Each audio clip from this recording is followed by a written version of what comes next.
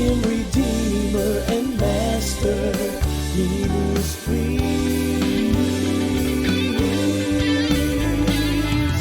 I am Redeemer and Master Ministries.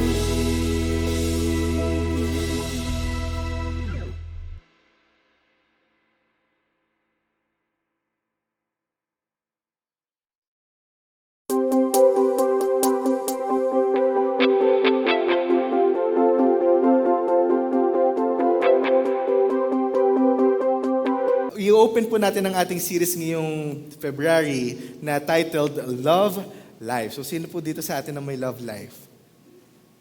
Yee! Pagka sinabing love life, talagang may pag-yee!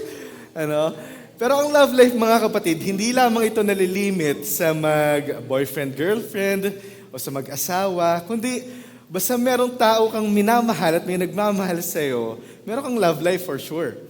At lahat tayo dito ay merong love life sapagkat ang Diyos, mahal niya tayo at tayo rin sinasabi natin na mahal natin ang ating Diyos. Ano po? At meron pa sa ating family. Nagmamahalan tayo sa loob ng ating pamilya. Kaya nga po, lahat tayo dito ay merong love life. Wala pong wala. Ano po? At sa ating pag-aaral ngayong hapon, natin pong titignan ang mga talata na ito. So tumayo po tayong lahat at tayo po ay magbasa ng salita ng ating Panginoon. Nakikita po natin sa 1 Corinthians 13 verse 1 to 3. Basahin po natin lahat. 1, 2, 3, go.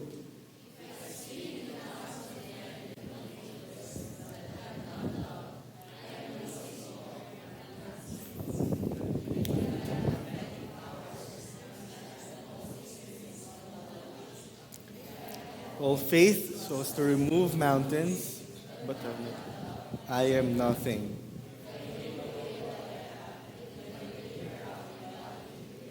But have not love, I gain nothing. Sa Tagalog naman po, basahin po natin. 1, 2, 3, go. Makapagsalita man ako ng mga wika, kung wala kampanang o pompyang na maingay, kung ako man ay mula sa Diyos, kung nasa akin man ang lahat ng kaalaman, ano pat?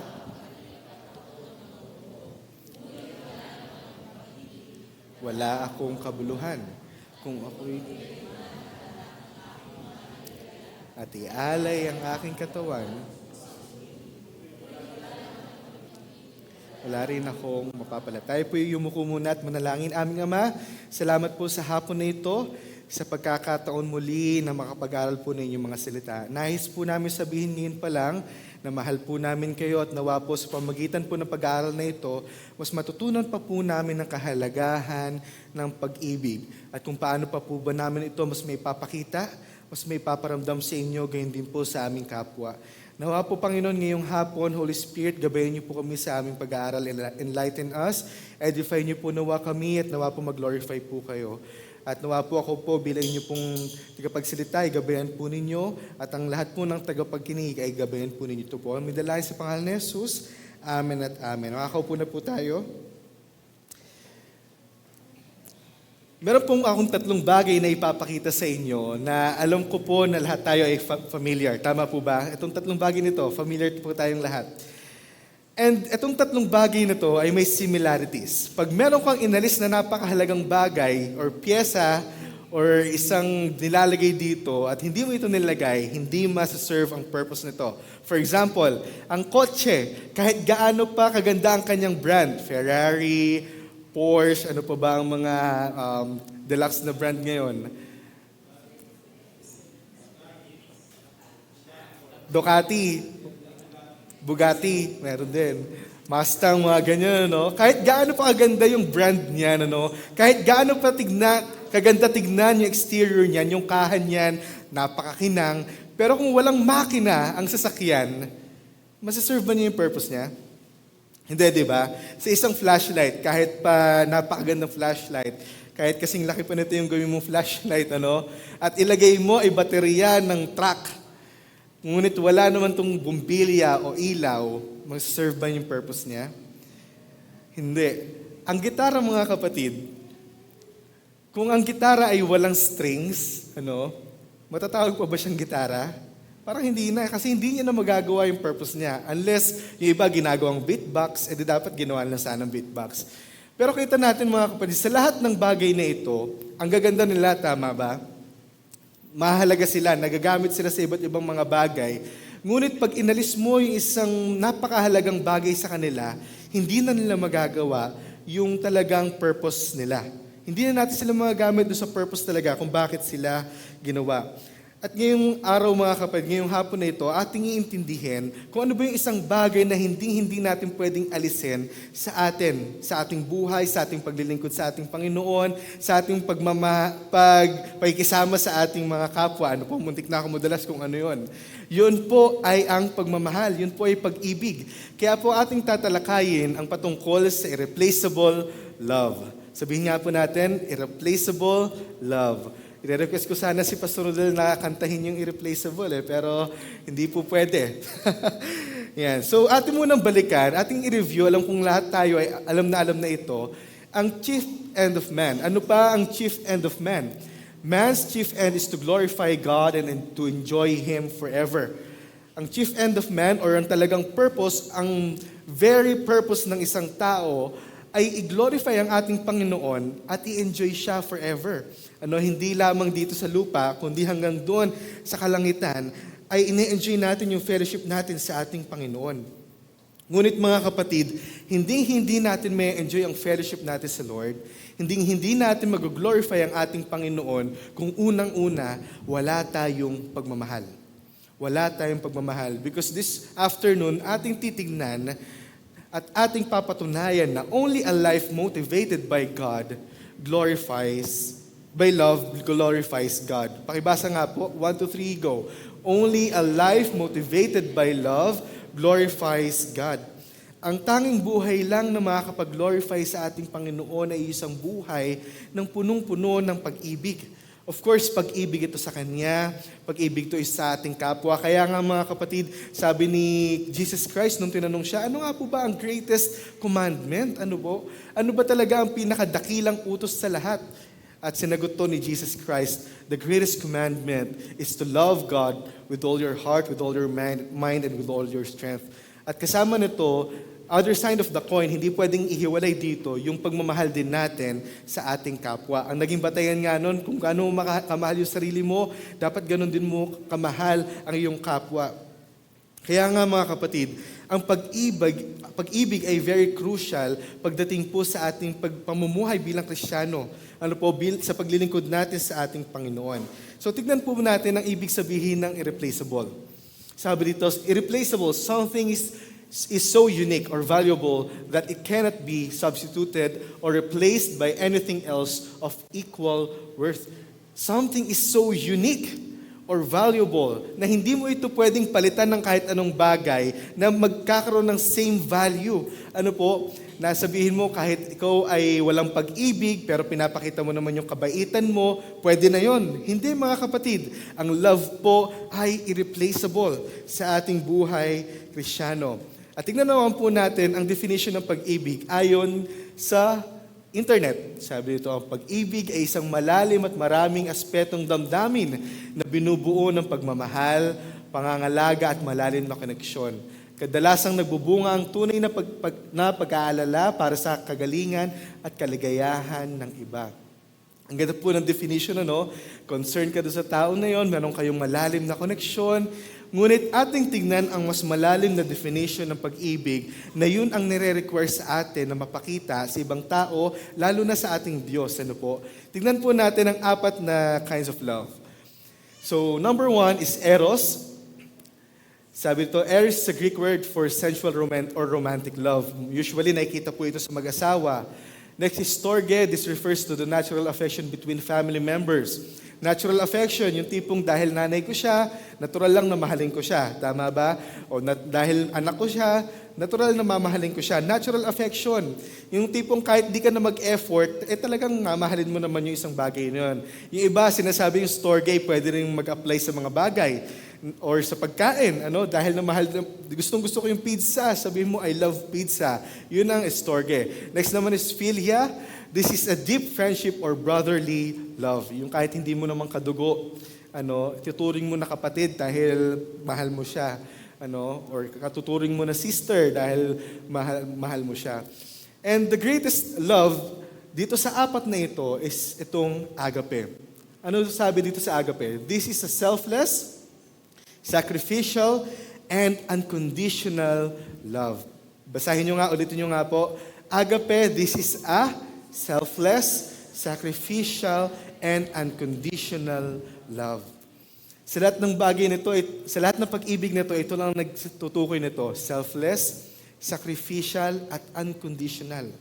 Na yun ang pag-ibig ng Diyos na ipinararas sa atin, mga kapatid. Sabi nga dito ni Apostle Paul, paki-next slide po. Or sabi ng mga komentary regarding kay Apostle Paul, Paul describes the love he's talking about. It is not a love of swollen feelings. Hindi ito dahil lang bugso ng damdamin. Na dahil natutuwa ka doon sa isang tao, kaya mo siya mamahalin. It is not the love of swollen feelings that may come and go. It is unconditional in the sense that it does not depend on the one being loved. Hindi ito nakadepende doon sa taong minamahal natin, kundi but on the commitment of the one acting. Doon sa taong nagbibigay ng agape. Nagbibigay ng love. Ito ay nakadepende, hindi doon sa taong minamahal, kundi sa taong nagmamahal. At iyon po ang agape. At yun po mismo, mga kapatid, ang love na ipinakita sa atin ng Diyos. Agape love. Very unconditional. Na tayo ay makasalanan, and Diyos ay banal, pinili niya na mahalin tayo. Unconditional. At selfless, sacrificial. Inalay niya ang kanyang bugtong na anak upang iligtas tayo na hindi naman worthy dun sa pagmamahal na yon. Ngunit, dahil sa agape ng ating Panginoon sa atin, ito po'y kanyang ipinakita sa atin. At ito rin, mga kapatid, ang nais na ipagawa sa atin, mga kapatid, ng ating Panginoon. Yung agape love.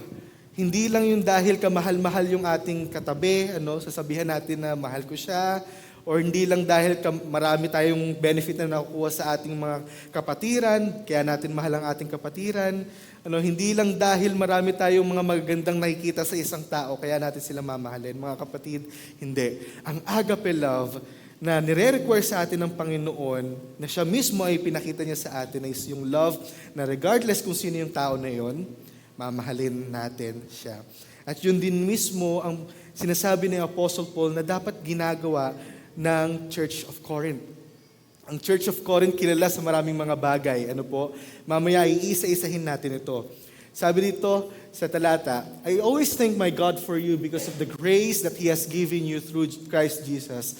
In Him, you have been blessed in every way. You have been blessed in all your speaking and all your knowledge. This proves that what we told you about Christ is true. Now you have every gift from God while you wait for our Lord Jesus Christ to come again. So kitang-kita po dito, you have been blessed in all your speaking, in all your knowledge. Sa kanilang pagsasalita, ang galing nila magsalita, ang tatalino nila, kilala ang Corinth sa bilang matatalinong mga tao, at magagaling makipagsalita, ang gagaling makipag-debate. At sabi nandito ni Apostle Paul, same chapter, mga kapatid. Alam ko nabasa to natin sa ating reading. Now, there are varieties of gifts, but the same Spirit, and there are varieties of service, but the same Lord, and there are varieties of activities, but it is the same God who empowers them all in everyone. Pinapatukuyan to, mga kapatid, ng mga tiga-Korinto. Punong-puno ng gifts. Lahat sila ay merong mga gifts, iba-iba. Ngunit pinapakita dito ni Apostle Paul na dapat tayo po ay nag-iisa ng layunin sa paglilingkod sa ating Panginoon, sapagkat iisa ang nagbibigay, isa ang nagkaloob nito sa atin, at isa rin ang ating pinaglilingkuran. Ngunit, hindi ito nila nagagawa. Dahil meron isang bagay sila na hindi nila nagagawa sa kanilang mga buhay. Kahit na sila ay punong-puno ng gifts, kahit na ang talented nila, meron isang crucial thing na hindi nila nagagawa. At sabi dito, as it is, there are many parts, yet one body. Gayon din sa atin dito mga kapatid. Kahit iba-iba ang ating talent, iba-iba ang ating gifts, kahit iba-iba ito mga kapatid, iba-ibang ating part na tinatawag, nasa isang body tayo, body of Christ. Kaya nga po, napakahalaga na magkaroon po ng pagkakaisa. Ngunit hindi ito nakikita ni Apostle Paul sa church ng Corinth. Kaya nga po nire-remind sila ni Apostle Paul. So sa anong mga bagay sila pakilala? So the church of Corinth is known for their spiritual gifts. Nabanggit natin yan, intellectual abilities, financial generosity, sila ay mapagbigay. Hospitality, commitment to the apostolic teachings. Yung tipong pagka may nagsisermon, hindi natutulog. So sila yun. Ngunit, sa kabila ng lahat ng kilala sila sa mga magagandang bagay na ito, ay nire-remind pa rin sila ni Apostle Paul na sa lahat ng bagay na yan, meron kayong isang bagay na dapat ma-emphasize palagi, na dapat maipakita ninyo palagi. Kaya nga sabi niya dito, sa lahat ng talent ninyo na binibigay niyo, lahat ng pagsiserve niyo, sabi niya, I will show you a still more excellent way para ipakita, para i-practice ang mga talento na ito, ang mga gifts na ito. At iyon po ay makikita natin sa 1 Corinthians chapter 13. Yung binasa po natin kanina. Ano po yun?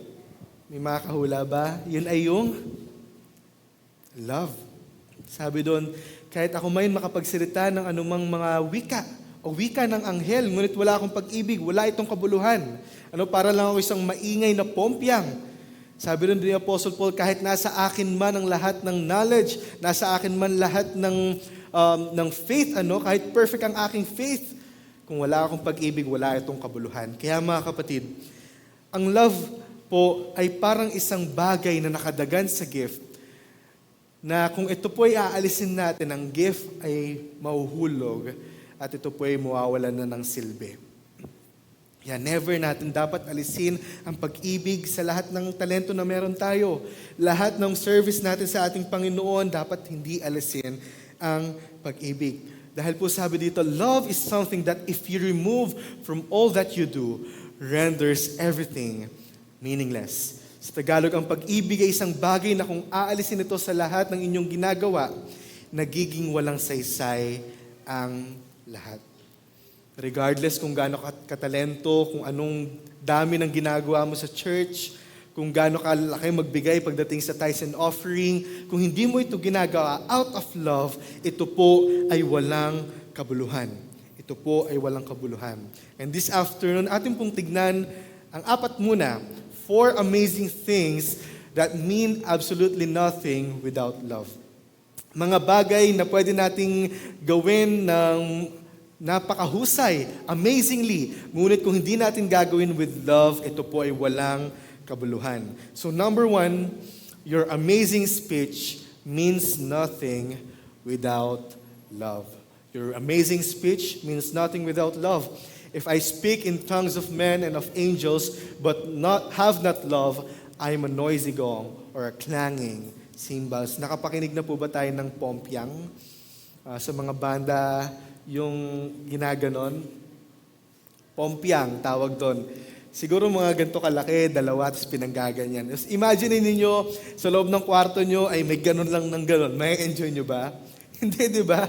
Yun ang ibig sabihin mga kapatid na kahit gaano ka pa kagaling magsalita, kung wala namang pag-ibig yung pagsasalita mo, para lang nakikinig yung tao ng isang pompyang na kumakalampag.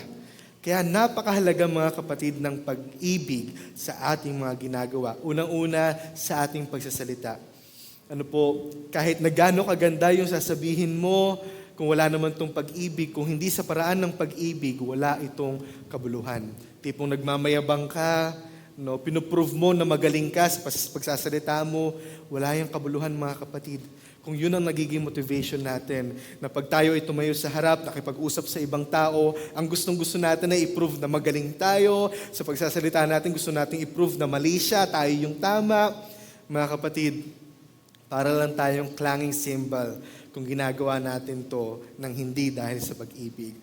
And of course, kung gagawin natin to sa pag-ibig, mga kapatid, ang salita natin ay magiging tama, yung approach natin sa pakikipag-usap ay magiging maayos. Of course, kung mahal natin yung isang tao, pipiliin natin na maging mahinahon at talagang maintindihan nila yung sinasabi natin in a good and a right way, mga kapatid. Kaya nga, kung tayo po'y magsasalita ng kahit anumang magandang wika, kung wala naman tayong pag-ibig, wala itong kabuluhan. Ang ganda nung ginamit na hyperbole ni Apostle Paul, mga kapatid, sa talata na ito. Sabi sa ibang translation, kahit kaya ko pang bigkasin lahat ng wika. Meron po bang nakakapag-wika dito ng 5 languages? Meron ba? Meron? Siyempre, Korean, dahil sa K-drama, Pinoy ka, Jaja language, mga ganyan. Hindi, biro lang. So, lahat tayo dito, hindi natin kaya magsalita ng kahit sabihin natin 10 na fluently ng iba't ibang wika.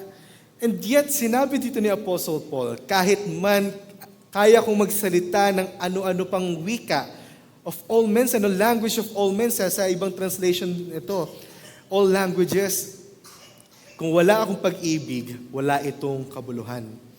At sabi dito, kahit ba makapagsalita ako ng mga wika ng anghel, mga kapatid, ang wika ng anghel sa Biblia, lahat ng mga natatala, sa tuwing nagsasalita ang anghel, ito po ay galing sa ating Diyos. Messenger sila ng ating Panginoon.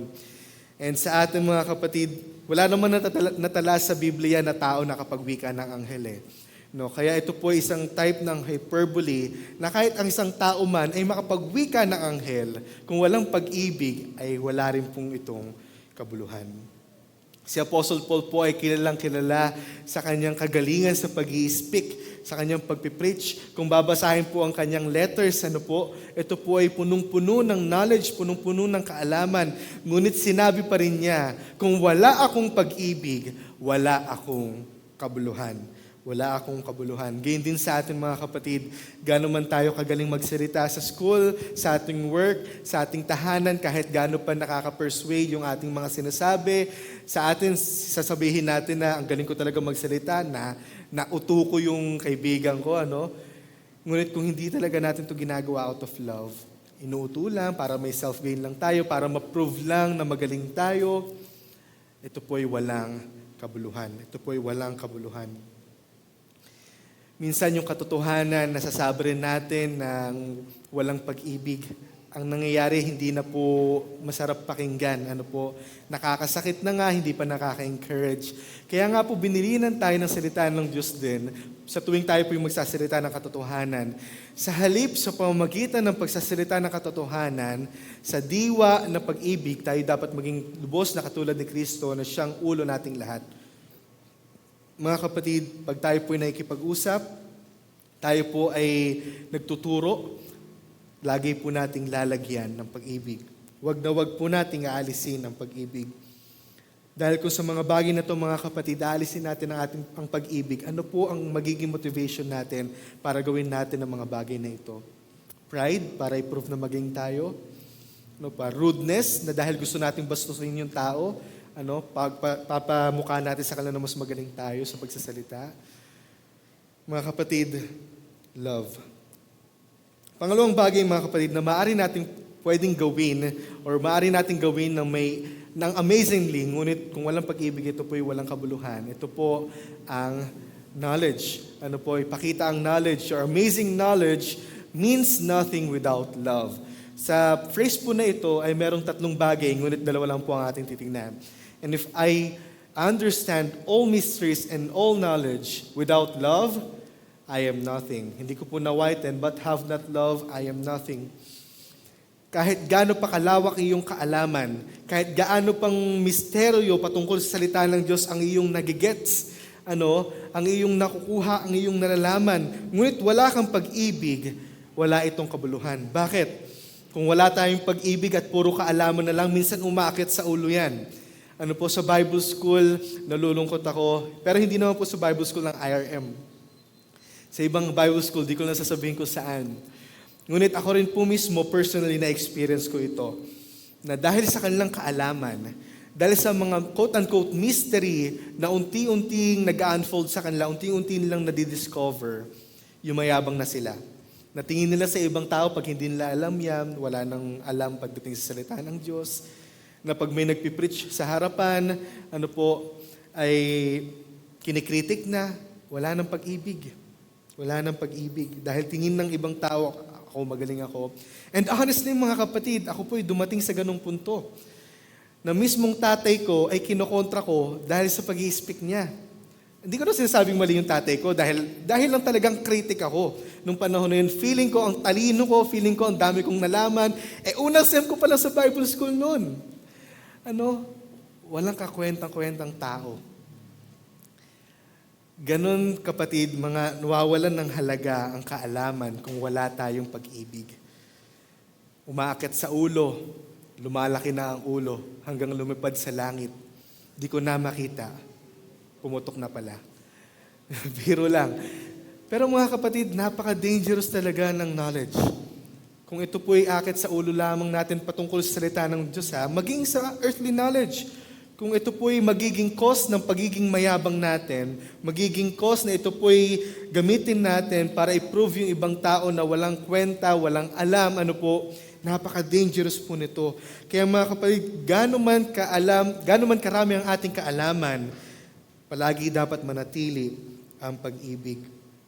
Si Apostle Paul, mga kapatid, kilala yan. Kung itutumbas ang kanyang educational attainment itong sa ating panahon, si Apostle Paul po ay may 2 doctoral degree. Ganun po katalino si Apostle Paul, ganun po kataas yung kanyang educational attainment. Ngunit sinabi pa rin niya na kahit ako ay matalino, or dinagdagan pa nga niya kahit meron akong lahat ng kaalaman, kung wala akong pag-ibig, wala itong kabuluhan. Wala itong kabuluhan. At sabi pa nga niya dito, I am nothing. Wala akong halaga. Wala akong kwenta. Kung ang aking talino ay walang pag-ibig, ang aking kaalaman ay hindi ko nilalagyan ng pag-ibig, hindi ko na i-apply, hindi ko na i-express with love, ito po ay walang kabuluhan. Dahil mga kapatid, itong knowledge na ito, pagka sinasabi natin sa iba, lalo pag magkausap, connected din sa speech Pagka tayo po'y masyadong maraming alam, quote-unquote, ang gusto natin debatihin yung ibang tao, i-down yung ibang tao pag mali sila, i-prove na mali sila without love. Nakaka-damage lang ng relasyon, nakaka-damage lang ng emosyon ng ibang tao. At hindi ito nakaka-glorify sa ating Panginoon. Dahil again, only a life motivated by love glorifies God. Only a life motivated by love glorifies God. Nasa pangatlong bagay na po tayo. Pangatlong bagay natin titingnan. Yan. Sabi dito, your amazing faith means nothing without love. Sabi dito, and if I have all faith so as to remove mountains but have not love, I am nothing. Kung nasa akin man lahat ng pananampalataya na kaya mag-utos sa bundok na lumipat, kaya mag-alis sa bundok, wala pa rin akong kabuluhan. Grabe tong faith na to. Grabe tong faith na to. Tipong dahil sa faith mo, dahil sa prayer mo, papalipatin mo yung bundok. Sa Bible naman, wala namang natala na gumawa nito.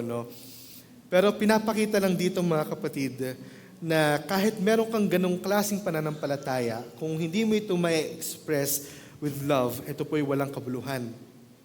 Alam po natin yung talata na to sa Matthew 17 verse 20. Sabi dito, tandaan nyo, kung kayo'y may pananampalataya sa Diyos na sinlaki ng buto ng mustasa, maaari nyo sabihin sa bundok na ito, lumipat ka roon. At ito'y lilipat niya. Tunay na walang bagay na hindi ninyo magagawa. Nakita na ba kayo ng buto ng mustasa? Nakita na ba? Gano'ng kalaki ang buto ng mustasa, Ate Clarissa? Maliit lang, Mas maliit pa sa butil ng bigas. Ang liit ng butil ng mustasa. At sabi dito, kahit meron kang ganong klaseng faith, kung hindi mo ma-express yung faith na yun in love, kung hindi mo maipapakita ito in love, at hindi ka magkakaroon ng faith dahil sa love, ito po'y walang kabuluhan. Ito po'y walang kabuluhan. Wala namang gumawa nito sa Bible. Ngunit ito ang naging basihan ng ating Panginoong Yesus na kung mananampalataya lang kayo, kahit ganong kalit ng butil ng mustasa, kaya niyong gawin na itong bagay na ito. At ang nakakapagtaka, or hindi naman mangha, pero nakakapag-amaze sa akin pagdating sa sinabihan ni Jesus Christ nito, hindi lang ito yung mga ordinary na tao na nadadaanan ni Jesus Christ pagdating sa pagmimisyon niya. Alam niyo kung sino sinabihan niya na to? Yung mismong mga alagad niya. Mismong mga alagad niya ang sinabihan na to, na dahil wala kayong pananampalataya, hindi niyo magawa itong bagay na ito. Kaya nga dapat magkaroon kayo ng faith. Sabi dito, pinantulad ito sa butil ng mustasa. Kaya nga mga kapatid, tayo hindi naman talaga natin masasabi na perfect ang ating faith. Tama ba? May mga times na tayo pa rin po ay nagugumulihanan. Tayo pa rin po ay somewhat nababalisa. Tayo po ay minsan ay nababagabag. Nagkakaroon ng anxiety. Pero normal yun mga kapatid. Ngunit ang pinakamaganda po ay palagi pa rin tayong babalik sa pagtitiwala sa ating Panginoon. Gaya ni Abraham. Sinabi si Abraham ay father of faith. Nabasa po natin to sa Genesis nung nagbasa tayo. At kita rin naman natin pag may sinasabi si God patungkol sa kanya na gagawin ni God, minsan natatawa siya, minsan nagtataka siya. Lalo na nung sinabi ni God na, Abraham, bibigyan ko pa kayo ng anak. Sabi ni Abraham, paano pa kami magkakaanak? Parehas na kaming matanda. Pati siya mismo, yung tinatawag na father of faith, ay may time din na nag-doubt. Kaya nga mga kapatid, wala naman talagang merong perfect faith sa atin. Ang nakakalungkot, marami sa mga Kristiyano, feeling nila perpekto ang kanilang pananampalataya. Na pag yung isang tao ay nalulungkot, iko-condemn, wala ka kasing faith eh. Di ka kasi nagpe-pray. Nako-condemn na. Feeling nila ang taas ng pananampalataya nila, sobrang taas ng pananampalataya nila. Na pag may tao na nababalisa, merong anxiety, yan kasi, di ka kasi nagtitiwala sa Diyos eh. Wala nang pag-ibig. Wala nang pag-ibig. Wala nang pag-ibig. At yun po ang madalas na nangyayari. Pakibaba po. Ayan. Yan po ang madalas na nangyayari. Pag meron tayong kapatid na nalulungkot, nag-aalala para sa kanyang kinabukasan, imbis na encourage natin, yung faith na meron tayo, yung katiting na faith na meron tayo, gamitin natin sa pag-encourage sa ibang tao na kapatid, magtiwala tayo sa ating Panginoon. Minsan na nangyayari pa, dahil akala natin ang taas ng pananampalataya natin, kokondem pa natin yung ibang tao. Kokondem pa natin yung ibang tao. Kaya again mga kapatid, your amazing faith, gaano man sa paningin mo na ang taas ng pananampalataya mo, kung hindi mo ito may express in love, wala itong kabuluhan. Wala itong kabuluhan. And pang-apat mga kapatid, your amazing service means nothing without love. Grabe din ang naging definition dito ni Apostle Paul or yung pag-describe niya dito. Sabi, if I give away all I have, and if I deliver up my body to be burned, but have not love, I gain nothing. Posible pala na magkaloob ka. Posible pala na isacrifice mo yung sarili mo na hindi ka driven by love. Saan ka driven? Ano ang nagmo-motivate sa'yo? Madalas mga kapatid, pride.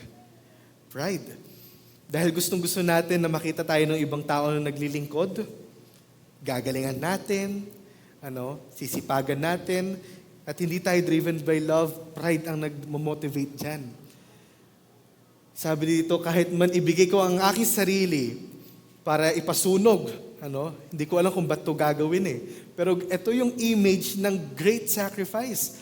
Kahit pala igawin natin to kung wala ito sa pag-ibig or hindi natin to ginagawa dahil sa pag-ibig, wala itong kabuluhan.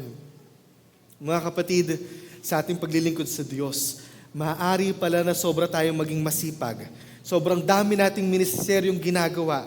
Sobrang laki nating magbigay sa church. Pero kung hindi to dahil sa pag-ibig sa Diyos, hindi to pag-ibig sa ating mga kapatid, ito po ay walang kabuluhan. Grabe na po yung ginawang definition dito ni Apostle Paul. Hanggang masunog yung katawan para lang i-sacrifice. Kung wala ang pag-ibig, wala itong kabuluhan. wala itong kabuluhan. Yung definition po mga kapatid na Apostle Paul na kahit ibigay ko yung meron ako, sabi dito, katiting na lang yung meron, ibibigay pa. Yung tipong ang meron ka na lang ay 2 pesos, dahil gusto ng anak mo ng candy, iyak ng iyak, bibigay mo pa. Yun po mga kapatid yung tinutukoy doon sa talata na yun. Ngunit kung hindi mo gagawin yun out of love, wala itong kabuluhan. Naniniwala naman ako mga kapatid, na ang nais natin sa ating paglilingkod, sa ating pagkakaloob sa ating Panginoon, ay mag-glorify siya. Tama po ba? Ay mapangiti ang ating Panginoon. Kaya nga po natin ito ginagawa. Nais natin na matuwa ang Diyos sa atin. Kaya tayo umatin dito sa church dahil mahal natin ang ating Panginoon. Dahil mahal natin ang ating mga kapatid dito. Gustong-gusto natin makita. Na pag hindi natin nakita ng buong linggo, para tayong malulungkot. Ganun natin sila kamahal. Kahit ganito pa mga kapatid ang bigay nating service na tipong lahat ginagawa na natin para sa Diyos, para sa ibang tao, kung hindi dahil sa pag-ibig, wala po itong kabuluhan. Because again, only a life that is motivated by love glorifies God. Ang tanging buhay lang na magbibigay ng glory sa ating Panginoon ay yung buhay na motivated by love. Mga kapatid, ang pag-ibig po ay napakahiwagang bagay. At ito po ay nagdudulot din sa atin para mag-enjoy ng mga bagay. Na kahit man anong mga problema at pagsubok na dumating sa atin, kakayanin pa rin po natin. Ganun po kahiwaga ang pag-ibig. At sa ating paglilingkod mga kapatid, ang pag-ibig din ang magbubunsod sa atin upang magpatuloy sa paglilingkod sa ating Panginoon. Upang patuloy na talagang maglingkod din sa ating kapwa. Dahil mga kapatid, kung hindi pag-ibig ang ating motivation, kung pride yan, kung self-gain yan, kung para lang maiangat yung sarili mo, kung usher ka, hindi ka lang initian nung initian mo, hindi ka lang kinamayan nung kinamayan mo, inabot mo yung kamay mong ganyan, hindi ka kinamayan. Dahil hindi ka motivated by love, magmumukmukan na lang sa isang sulok. Pero natutuwa naman po sa ating mga usher, sa lahat mga naglilingkod dito. Kahit hindi ngitian ng mga kanilang kinakamayan, ngumingiti pa rin. Kung tayo ay tumutugtog, kung hindi tayo motivated by love, motivated tayo by pride, pag tipong alam natin sa sarili natin, ang galing-galing natin, tapos nag-expect tayo ng papuri mula sa iba, pero in the end of the day, parang hindi tayo pinupuri, hindi tayo kinakongratulate, parang sakit di ba? Nag-expect ka na bigyan ka ng i-commend ka pero hindi ka kinomend. Kung hindi tayo motivated by love, iba ang magmo-motivate sa atin. At kadalasan mga kapatid, pride iyon. Maging sa ating mga tahanan, kung hindi tayo motivated by love, yung mga tatay, kung hindi motivated by love, pagod na sa trabaho, pag uwi, ang ingay-ingay pa rin ng mga anak, tinatalakan pa rin ng asawa, kung hindi tayo motivated by love, marahil ang gagawin natin, makipagtalakan na lang din tayo, di ba? Sa mga magulang, pagod na tayo magtrabaho, maghanap buhay para sa ating mga anak. Pag uwi natin, di pa hugas yung hugasin. Kung hindi tayo motivated by love, minsan na isusumbat natin yung mga bagay na ginagawa natin. Kahit mismo po, yung ibang tao o iba po sa atin pagka nag-aasikaso sa tahanan, buong araw ka na naglinis, buong araw ka na naglaba, pagdating ng asawa mo ay hindi ka papansinin, di ba? Kung hindi tayo motivated by love, yung love na unconditional, yung love na hindi nag-e-expect ng something in return, mga kapatid, mabilis tayo madi-discourage, mabilis tayo mada-down. At mga kapatid, yung ginagawa natin ay mabilis mag-faith. Kaya nga po, sa lahat ng ating ginagawa, napakahalaga po ng pag-ibig. Balikan po natin yung mga bagay na tinalakay natin. Sabi dito, if I speak in the tongues of men and of angels, and if I have prophetic powers, and I understand all mysteries and all knowledge, and if I have all faith so as to remove mountains, if I give away all I have, and I deliver up my body to be burned, but have not love, I gain nothing. Grabe na po yung definition dito ni Apostle Paul. Kahit tayo mga kapatid, kahit gawin natin tong lahat ng bagay na ito, kung hindi dahil sa pag-ibig sa ating Diyos, ito po'y walang kabuluhan. Ito po'y walang kabuluhan. Sabi dito, love is patient, love is kind. It does not envy, it does not boast. It is not proud, it does not dishonor others. It is not self-seeking, it is not easily angered. It keeps no record of wrongs. Love does not delight in evil, but rejoices with the truth. Kung sa lahat ng ginagawa natin mga kapatid at pinapakita natin yung pag-ibig, at tayo po ay motivated ng pag-ibig, lahat ng bagay na ito ay makikita po sa atin. Maski directly na mga kapatid, sa pagmamahal natin sa ating mga kapwa, sa ating mga magulang, sa ating kapatid, sa ating mga anak, sa ating ka-churchmate, sa ating mga life group, kung ang pag-ibig na ito ang pinapakita natin, magiging evident ito. At ang nakakatuwa, kung dati tayo po ay driven by love, by pride, by selfish na desires, mga kapatid, kung love ang ating ipapalit, yun po ay mawawala. Pati yung pagiging mainitin ng ulo. Sabi niyo, no? Kung tayo po ay driven by love, ang love kasi ay not easily angered. At hindi na rin tayo makakabastos ng ibang tao kung tayo po ay driven by love. Hindi na rin tayo dapat makakitaan ng pride kung tayo po ay driven by love. And sa mga susunod na week po ay mas pag-aaralan pa po natin yung mga elements ng love po na ito. And again mga kapatid, gaano man tayo katalentado, gaano man karami ang ating ginagawa para sa church, gaano man karami yung ating mga binibigay para sa paglilingkod or sa offering or tithes sa church, kahit gaano pa kahaba yung ini-spend mong time tuwing weekends dito sa church, kung hindi ka motivated by love, kung hindi to dahil sa pag-ibig natin sa Diyos, ito po'y walang kabuluhan. Ito po'y walang kabuluhan. Sabi nga, even you possess a great talent and have numerous ministry, are highly knowledgeable and engaged in sacrificial actions, if they are not driven by love, they ultimately hold no meaning. Kahit napakaganda ng talent mo, kahit ang dami mong ginagawang ministry, kahit na napakatalino mo, kahit na yung mga actions mo or ang dami mong mga ini-attendan ng mga sacrificial actions, yung mga oplan pa, pamigay ng pagkain, ganyan. Kung hindi po ito driven by love, they ultimately hold no meaning. At mga kapatid, ang pag-ibig, hindi lamang siya nagbibigay ng meaning. Hindi lamang siya nagbibigay ng meaning. Ito rin po ang nagdudulot sa atin na magkaroon po tayo ng unity sa church. Kung babalikan po natin yung talata, sabi, kahit na ang dami yung gifts, ang dami yung mga bagay na ito, kahit magawa natin itong mga bagay na ito, kung walang pag-ibig, wala itong kabuluhan. Bakit? Doon sa mga previous chapters, mga kapatid, sinabi doon na dapat tayo ay united sa pag-ibig sa Diyos. Marami silang gifts. Ang daming parts. Baka sabihin na nga, kompleto yung mga gifts na meron sila sa loob ng church. Ngunit walang unity dahil nawawala ang isang crucial na thing na dapat meron. Yun ay ang love. Kaya sabi nga po dito sa Colossians 3:12-14, sabi dito, put on them as God's chosen ones. Yan, holy, beloved, compassionate hearts, kindness. Ito yung mga magandang bagay.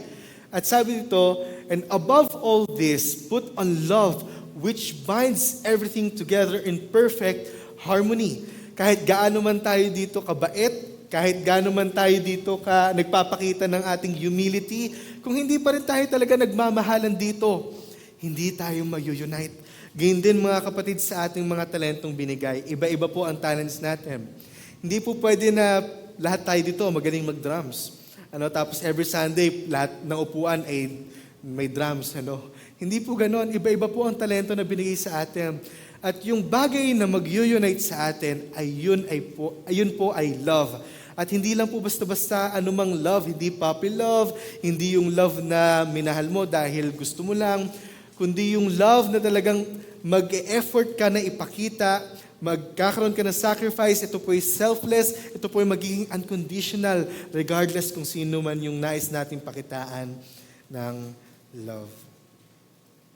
Atin pong tignan at atin pong balikan yung 4 na bagay na maaari po nating gawin amazingly.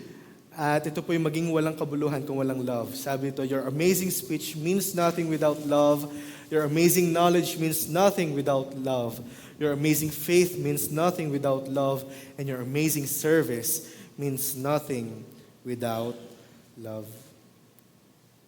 Dahil mga kapatid, ang question, in the end of the day, kung hindi love ang nagmo-motivate sa atin, what motivates you? What drives you? And what is your reason sa lahat ng ating ginagawa? Para sa Diyos, para sa ating kapamilya, para sa ating kapatid, para sa ating ka-life group, ano ang ating motivation, ano ang nag-uudyok sa atin para ipagpatuloy ito? Ano po, kung hindi pag-ibig. Kung hindi pag-ibig. Malamang yan po ay pride, yan yung mga bagay na gusto nating mag-gain, dahil kaya natin ito ginagawa. Ngunit kung hindi po natin ito makukuha, yung mga papuri, madi-discourage tayo agad-agad. Ngunit kung pag-ibig ang ating motivation, mga kapatid, kakayanin po natin magpatuloy sa paglilingkod sa ating Panginoon. At gawin din po natin question ito sa ating sarili. Sa lahat ng aking ginagawa para sa ating Panginoon, sa lahat ng aking ginagawa para sa aking pamilya, ano ba ang motivation ko? Sa aking paglalaba, ano ba ang motivation ko? Sa aking pagpasok sa araw-araw, kahit na 1 oras, 2 oras ang biyahe ko sa trabaho, kahit pagod na pagod ako, ginagawa ko pa rin. Anong motivation ko? Dito sa church, kahit na buong araw ka na dito sa church, para mag-serve sa Lord, pagod na pagod ka, tatanungin natin, ano ba ang motivation natin? Ano ba ang reason natin? Namamanghanga po ako sa multimedia team at sa LAM team at sa mga ushers. Buong araw ng Sunday, nag-i-stay yan para lang mag-serve sa 2 services. Kaya po nakakatuwa. Pero mga kapatid, talaga pong ang lagi natin itatanong sa lahat ng ating paglilingkod sa ating Panginoon.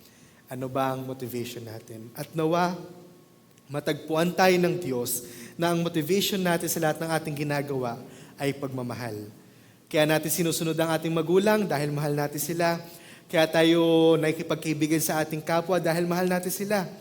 Kaya tayo nagpupunta dito sa church dahil mahal natin ang ating Panginoon.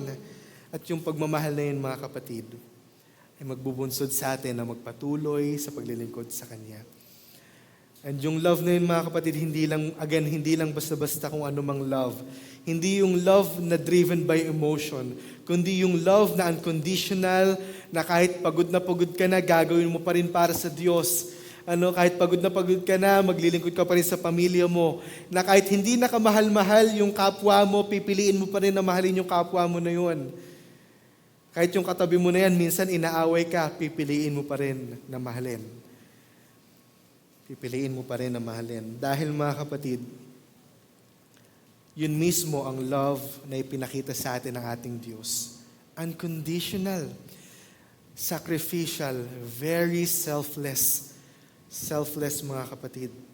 Sabi nga dito, sa isang awitin na hymn, isa po sa mga paborito kong hymnaryo, and can it be that I should gain an interest in the Savior's blood? He died for me who caused His pain, for me who Him to death pursued. Amazing love, how can it be that Thou, my God, should die for me? Ang Diyos ng universe, ang creator of all things, holy God, perfect God, mga kapatid, omniscient, omnipresent God, ay magsasuffer, mamamatay para sa atin na makasalanan, na hindi worthy sa pagmamahal niya, pero dahil sa kanyang love na unconditional, sacrificial, selfless, ito po'y kanyang ipinaranas sa atin. Sabi ko nga po doon sa prayer meeting noon, ang love talaga ng Panginoon, very unimaginable. Hindi natin lubos maarok kung paano tayo mamahalin ng Diyos na tayo makasalanan at siya ay banal, siya ay dakila. Paano mamahalin ng Diyos ng universe ang tayo na hindi man lang makita pagdating sa outer space? Tama ba? Nakita na ba kayo ng picture ng Earth's outer space? Na-try nyo bang hanapin yung sarili nyo doon? Hindi nyo makikita. Ganon tayo kaliit compare sa planeta natin, ano? Ganon tayo kaliit compare sa galaxy. Ngunit minahal pa rin tayo ng Diyos. At pinakita to ng ating Panginoon sa atin. Pinakita to sa atin ng Diyos doon sa krus ng Kalbaryo kung saan the second Godhead, si Jesus Christ, mga kapatid, ay nag-suffer. Siya po ay namatay.